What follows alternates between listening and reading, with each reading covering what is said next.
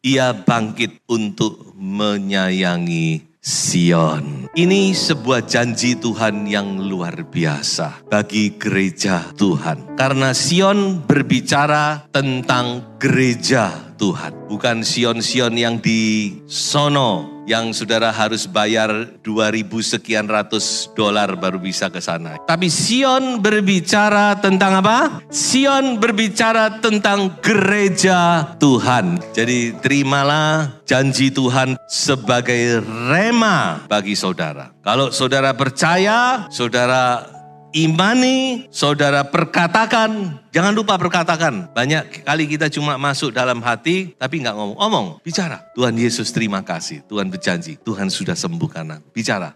Imani itu dengan perkataan juga. Maka saya yakin saudara akan terima pemulihan dari Tuhan. Janji Tuhan itu harus kita makan. Makan dengan iman. Artinya kita percaya, kita imani, kita perkatakan dan tentu kita lakukan. Yesaya 30 ayat 18 sampai ayat yang ke-20. Sebab itu Tuhan menanti-nantikan saatnya hendak menunjukkan kasih-Nya kepada kamu. Yang percaya katakan amin. Bukan saudara yang nunggu loh. Saudara mungkin berpikir, kapan ya kok Tuhan gak tolong saya? Nanti kita lihat. Ternyata Tuhan yang menunggu kita. Firman Tuhan berkata, Tuhan yang menunggu. Menunggu apa? Menunggu saatnya untuk menunjukkan kasih-Nya kepada kita. Sebab itu, Ia bangkit hendak menyayangi kamu. Sebab Tuhan adalah Allah yang adil. Berbahagialah semua orang yang menanti-nantikan Dia. Katakan amin. Sungguh, hai bangsa di Sion yang diam di Yerusalem, engkau tidak akan terus menangis. Tentulah Tuhan akan mengasihani engkau. Apabila engkau berseru-seru, pada saat Ia mendengar teriakmu, Ia akan menjawab. Dan walaupun Tuhan memberi kamu roti dan air serba sedikit, namun pengajarmu, gurumu tidak akan menyembunyikan diri lagi, tetapi matamu akan terus melihat Dia. Haleluya. Saya bersyukur buat janji Tuhan yang luar biasa ini. Jadi Tuhan kita itu sangat baik. Walaupun dikatakan ada masalah persoalan, ada penderitaan, ada tangisan dikatakan. Engkau tidak akan terus menangis.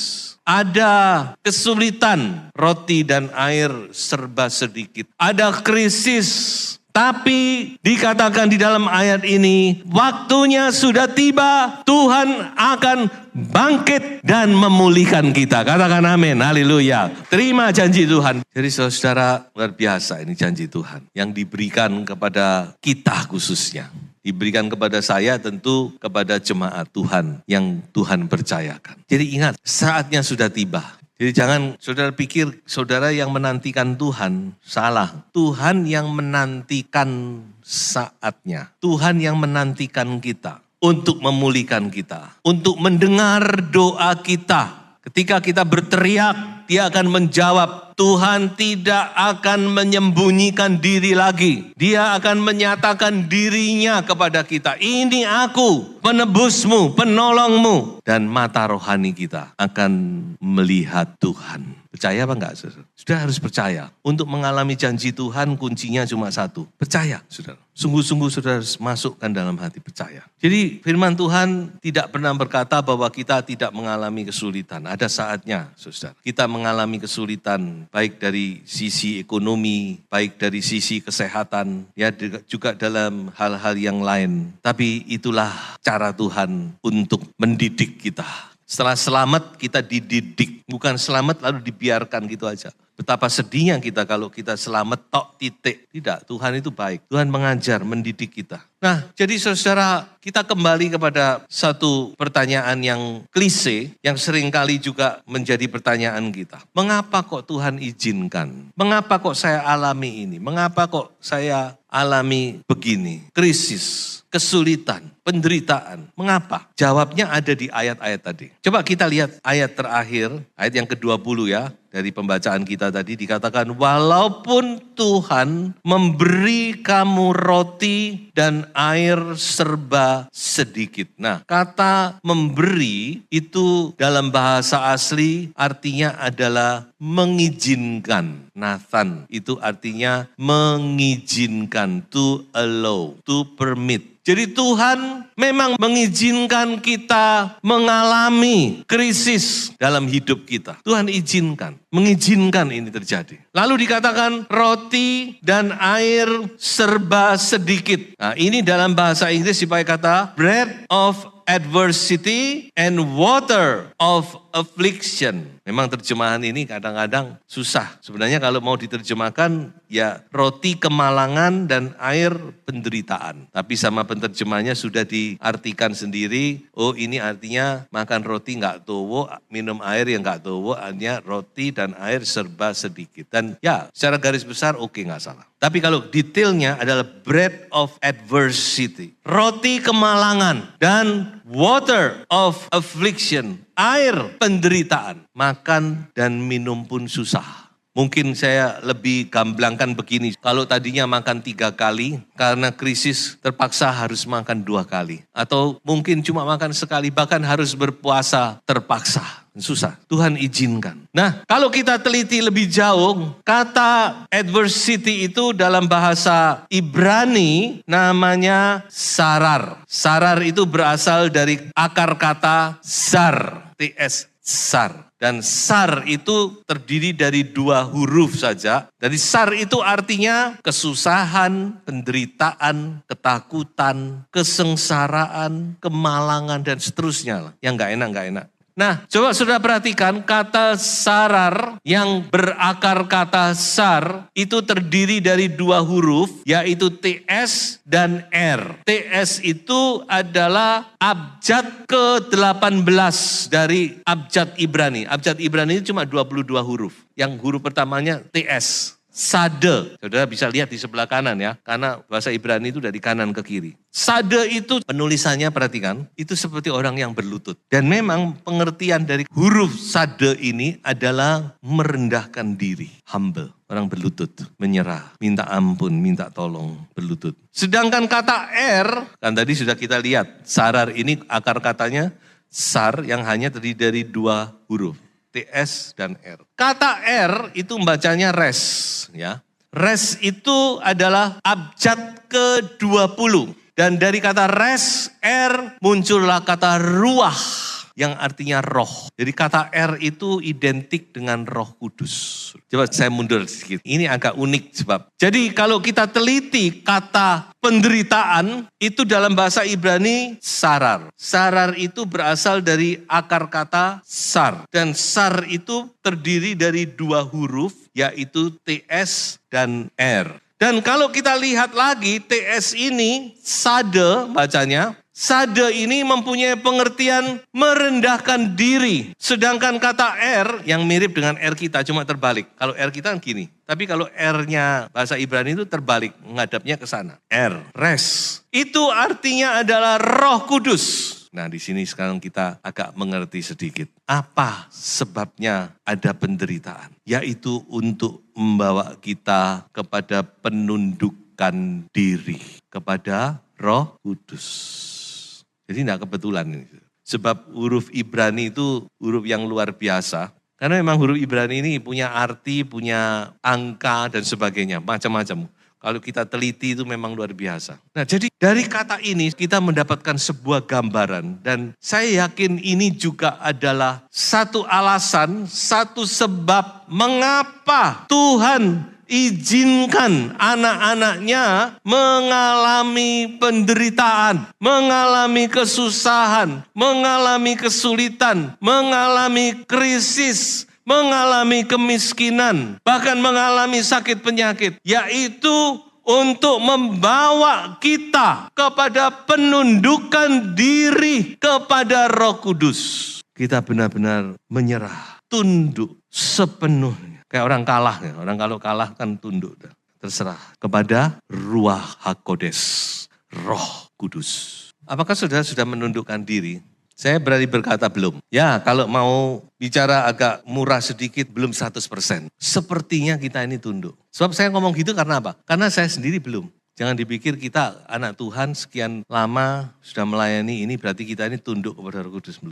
Belum 100%. Apalagi kalau kita ini tidak sungguh-sungguh sama Tuhan. Cuma tambal boto, waduh susah, masih jauh. Jadi perhatikan. Dan tentu kita tidak perlu mengukur orang lain. Yang tahu itu cuma Tuhan. Diri kita sendiri kadang-kadang kita nggak sadar kok. Jadi kita nggak perlu mengukur orang lain. Kalau mau mengukur ya coba ukur diri sendiri. Tapi minta penerangan, iluminasi dari Roh Kudus. Supaya kita bisa melihat diri kita. Sudah enggak saya ini tunduk sepenuhnya kepada Roh Kudus. Dan saya berani katakan belum. Tapi saya tidak berkata dari sisi pesimis, tapi saya optimis. Dalam arti apa?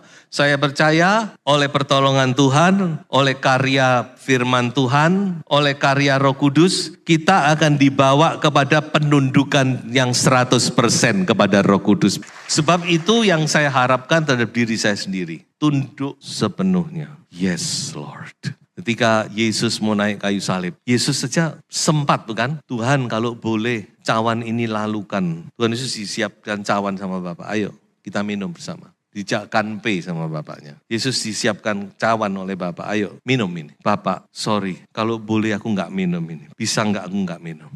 Bapak tidak bergeming. Enggak menjawab. Tetap ditunggu. 3 kali Tuhan Yesus berkata, jadilah seperti kehendakmu. Kalau memang aku harus minum, jadilah seperti kehendakmu. Tunduk sepenuh-penuhnya kepada kehendak Bapaknya. Jadi saudara-saudara memang pekerjaan Tuhan ini tidak bisa kita ukur dengan cara berpikir kita ya. Semakin kita melihat diri kita, semakin kita sadar bahwa kita ini memang masih dalam proses. Dibawa kepada penundukan diri yang full. Caranya gimana? Ya melalui ini penderitaan. Semakin kita cepat menundukkan diri, menyerah kepada Tuhan, semakin cepat pula pertolongan Tuhan akan dinyatakan. Karena Tuhan memang menunggu saat itu. Yang menunggu bukan kita loh. Seringkali kita berpikir kapan Tuhan? Kapan Tuhan? Kapan Tuhan? Bukan. Justru Tuhan bilang, loh aku ini nunggu kamu. Kapan kamu mau menyerah sungguh-sungguh? Kapan kamu mau percaya sungguh-sungguh? Kapan kamu mau tunduk di hadapanku? Benar-benar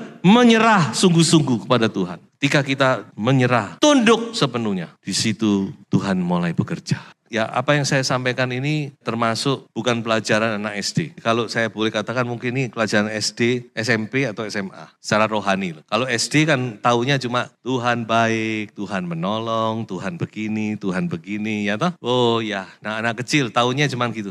Tapi ketika Anda masuk SMP, SMA, saudara sekarang mengerti apa yang menjadi kemauan Tuhan. Jadi sungguh-sungguh saudara perhatikan firman Tuhan. Mungkin ini kunci dari pemulihan yang Anda harapkan. Menyerah penuh, tunduk kepada Roh Kudus. Tunduk. Berlutut kayak tadi. Humble yourself. Rendahkan dirimu. Jangan merasa hebat, masih merasa mampu. Saudara harus berkata kepada Tuhan, Tuhan aku sudah tidak mampu lagi. Aku sadar bahwa aku butuh Engkau. Ketika Tuhan melihat saudara benar-benar broken, pecah, menyerah. Di situ Tuhan akan angkat. Oke. Kayak orang mau tenggelam, kalau dia masih gini-gini, nggak bisa ditolong. Yang nolong pasti ikut tenggelam. Abjad ke-18 dan 20 ditambahkan, ini juga enggak kebetulan. 18 sama 20 itu 38. Mengingatkan saya kepada bangsa Israel. Bangsa Israel itu mengembara di padang gurun itu 38 tahun. Mengembaranya loh ya. Fullnya 40 tahun. Tapi mereka kan sempat tinggal di Gunung Sinai. Berkemah kurang lebih 2 tahun di situ. Di kaki Gunung Sinai. Jadi mengembaranya itu 38 tahun. Kenapa kok Tuhan menunggu 38 tahun? Sampai mereka benar-benar wis menyerah tuh. Baru Tuhan bawa mereka. Oke, kembali. Sekarang kau menyerah toh? Ayo ikuti aku. Kita mau masuk Kanaan. Saudara-saudara, tidak kebetulan saya juga sedang membaca kitab Ayub dan saya pikir-pikir ini tidak kebetulan karena ada kaitan yang erat dengan khotbah ini ya. Coba kita lihat sejenak tentang Ayub, cerita yang sudah sering kali kita angkat. Jadi Ayub itu 3 paling. Coba perhatikan Ayub. Ayub ini seorang yang punya 3 Pertama, Ayub itu orang paling kaya. Perhatikan, ini bukan main-main ini. Bukan kaya-kayaan, bukan kaya sedengan. Tapi firman Tuhan mencatat dia orang paling kaya di sebelah timur. Berarti tingkatannya itu sudah konglomerat ini. Silakan saudara bayangkan konglomerat siapa yang paling kaya sekarang. Jadi kalau ada majalah Forbes waktu itu, maka Ayub ini termasuk orang nomor 1 atau nomor 2 paling kaya. Mungkin di barat siapa, di timur Ayub, terkaya di dunia. Ini Ayub. Jadi ingat itu, ini orang paling kaya, ini tidak main-main. Kedua, ini yang lebih hebat lagi, Ayub itu orang paling saleh. Dan paling saleh ini bukan versinya Ayub, tapi versinya Tuhan. Jadi tidak akan salah. Tuhan berkata kepada iblis, ada enggak orang seperti Ayub yang saleh seperti Ayub? Enggak ada. Dia orang paling kaya, bukan cuma paling kaya, tapi dia orang yang paling saleh. Bukan cuma saleh, tapi paling saleh. Waduh, ini sudah kombinasi yang sangat sempurna ini. Sudah kaya, orangnya sangat saleh, takut akan Tuhan. Ya no? Jujur, menjauhi kejahatan. Itu Ayub, paling saleh sedunia. Saya tidak membesar-besarkan. Saudara baca Ayub, dikatakan iblis keliling-keliling dunia, lalu datang kepada Tuhan, Tuhan berkata, sudah keliling dunia, sudah. Ada nggak orang sesaleh Ayub? Nggak ada kan? Bayangkan, sudah. Hebat bukan orang ini?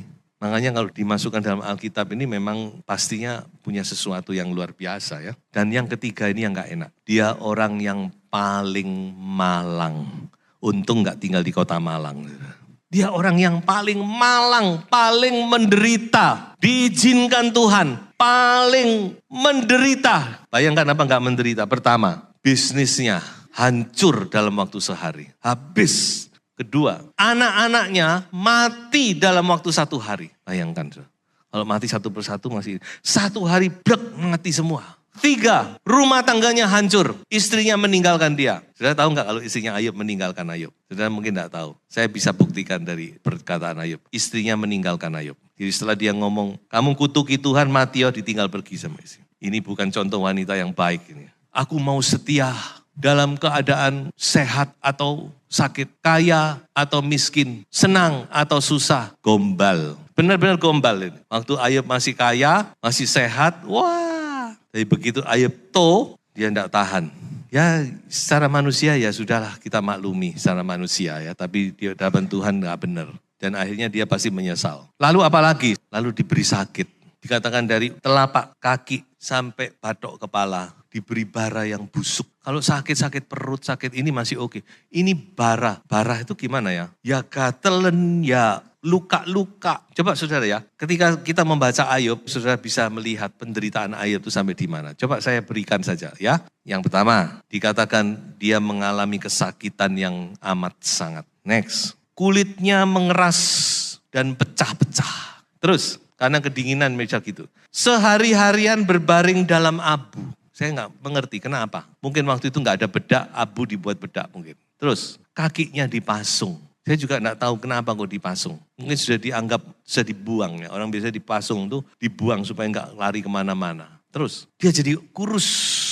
Mungkin makannya enggak ada nafsu makan atau mungkin enggak dikasih makan. Bisa jadi dibiarkan begitu saja supaya cepat mati mungkin. Dikatakan dia tinggal tulang berbalut kulit. Terus baunya, bau nafasnya membuat orang mual, mau muntah. Bayangkan saudara. Ya makanya enggak heran, isinya sendiri jijik mungkin. Masuk rumah sudah, mungkin enggak tinggal di rumah juga. Tinggal di gubuk saya enggak tahu. Atau tinggal di garasi mungkin. Begitu masuk, ditinggal sama isinya. Begitu menjijikkan keadaan Ayub. Baunya, aduh. Terus waktu malam dia katakan kesakitan. Kesakitannya itu sampai ke tulang-tulangnya. Terus kulitnya mengelupas. Menimbulkan infeksi dan dia demam, infeksi, selulitis, sana infeksi, sini infeksi, sana bernanah, dan itu membuat dia terkena demam. Coba saudara bayangkan, dari seorang yang begitu tinggi posisinya dihormati, apa yang dia mau dia bisa miliki, orang yang kaya raya luar biasa, terhormat, dia jatuh ke tempat yang paling bawah. Bahkan sampai dirinya sendiri. Makanya tidak heran kalau sudah membaca dalam kitab Ayub, Ayub itu sering kali minta mati. Tuhan lebih baik aku mati. Lebih baik aku gak lahir di dunia ini. Cepat diangkat Tuhan. Aku lebih senang. Karena dia mengalami penderitaan yang amat sangat. Nah ini Ayub. Tuhan izinkan. Ya, jadi kalau kita mengalami penderitaan, kita merasa paling hebat penderitaan kita. Coba kita lihat Ayub lah. Ayub itu jauh lebih hebat penderitaan yang dialami. Tapi bagaimana imannya? Mau tahu imannya? Coba kita baca. 2 bagian. Ayub 19 ayat 25 sampai 27. Tetapi aku tahu penebusku hidup dan akhirnya ia akan bangkit di atas debu. Juga sesudah kulit tubuhku sangat rusak, tanpa dagingku pun aku akan melihat Allah, yang aku sendiri akan melihat memihak kepadaku. Mataku sendiri menyaksikannya dan bukan orang lain. Hati sanubariku merana karena rindu. Haleluya. Ayub berkata, aku tetap percaya, aku punya penebus yang hidup. Amin. Masih percaya kepada pertolongan Tuhan. Udah keadaan demikian dia masih berkata, aku percaya. Katakan aku hancur tubuhku, aku percaya.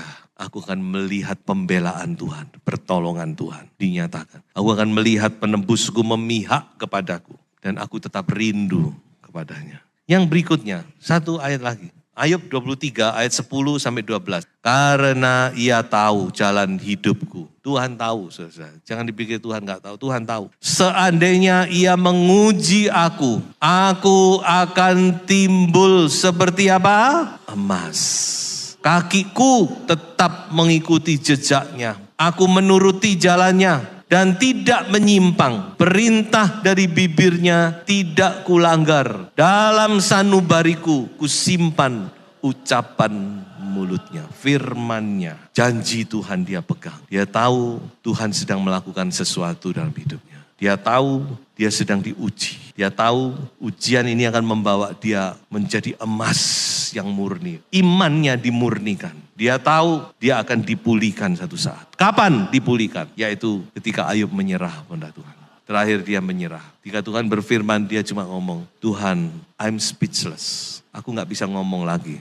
Tadinya dia protes ini, protes itu, ya maklum. Orang kalau sudah penderitaan ya kayak gitu itu sudah untung-untung dia gak menyangkal Tuhan, bukan? Jadi dia mengalami banyak pergumulan, tapi dia tetap tidak menyangkal Tuhan. Dia tetap berpegang kepada firman Tuhan. Dia tetap percaya kepada pembelaan Tuhan. Dia tetap percaya kepada penebusnya yang hidup dan berkuasa. Masih percaya? Dan pada akhirnya apa yang terjadi, saudara? Ayub dipulihkan oleh Tuhan. Dipulihkan 2 kali ganda. Jadi Tuhan tuh tidak main-main dengan firman-Nya. Makanya saya katakan, coba firman Tuhan ini ambil, tangkap sebagai rema dalam hidup saudara. Karena Tuhan tidak pernah main-main dengan firman-Nya. Dan Tuhan memulihkan Ayub bukan seperti semula. Bukan. Tetapi dikatakan 2 kali lipat ganda. Ayub nikmati di akhir hidupnya. Dia menikmati kesehatan. Dia menikmati kemakmuran melebihi yang lalu.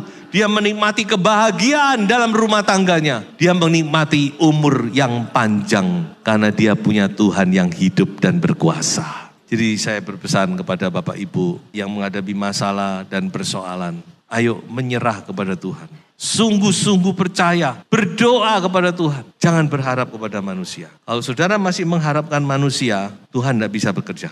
Tuhan akan bekerja kalau saudara sungguh-sungguh 100% berharap kepada Tuhan. Saudara tunduk kepada Tuhan, minta tolong kepada Tuhan, menyerah, merendahkan diri kepada Roh Kudus. Di situ Tuhan akan mulai bekerja. Dan percayalah Tuhan sayang kepada saudara. Amin. Tuhan itu sayang, sangat sayang. Bukan cuma sayang, tapi sangat sayang. Tuhan bukan baik, tetapi sangat baik. Mari saya akan akhiri dengan sebuah janji Tuhan bagi saudara. Mari kita baca Mazmur 102 ayat 14. Yang sama isinya dengan Yesaya tadi. Engkau sendiri akan bangun, akan menyayangi Sion, sebab sudah waktunya untuk mengasihaninya. Sudah tiba saatnya. Tuhan Yesus memberkati.